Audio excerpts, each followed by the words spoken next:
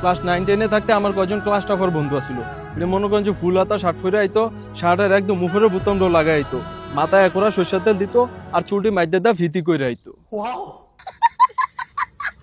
আর সামনের টেবিলে একদম জুত করে বোধার মতো বেয়ে থাকতো আর স্যারের কথা মনোযোগ দেয়া হতো। তো অগো দেখে আমি মাঝে মাঝে খুবই হতাশ হয়ে যাইতাম যে ওরা কেমনে জীবন যাপন করবো রে, ওটা তো জীবনে অগো করবো না, মানে ওরা যদি এমনি বোধার মতো চলাফেরা করে অগো তো জীবনে মায়া দিত না রে, মায়া তো দূরের কথা, ওরা তো জীবনে প্রেমই করতে পারতো না। তারপরে এটি কইতে কইতে স্কুল জীবন মনে করেন যে শেষ হয়ে গেল। এরপরে সবাই গিয়ে কলেজে ভর্তি হইলো। তো কলেজে ভর্তি হওয়ার পর সবাই বইটই বইটা শেষ করে লইছে। এরপরে আমি একদিন গেছি কলেজে ভর্তি হইতে।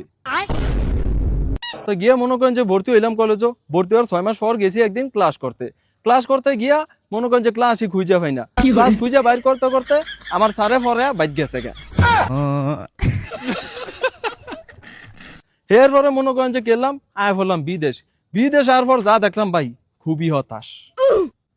আমার যে ক্লাস টপার বন্ধুকে আমি বোধাই কইছি যে ওরা জীবনে প্রেম করতে পারবো না, আমার হে ক্লাস টপার বোধাই বন্ধুরা আজ যা সুন্দরী সুন্দরী মায়াগো লগে উড়া বসা, কলেজে সুন্দরী সুন্দরী মায়াগো লগে অগো চলাফেরা।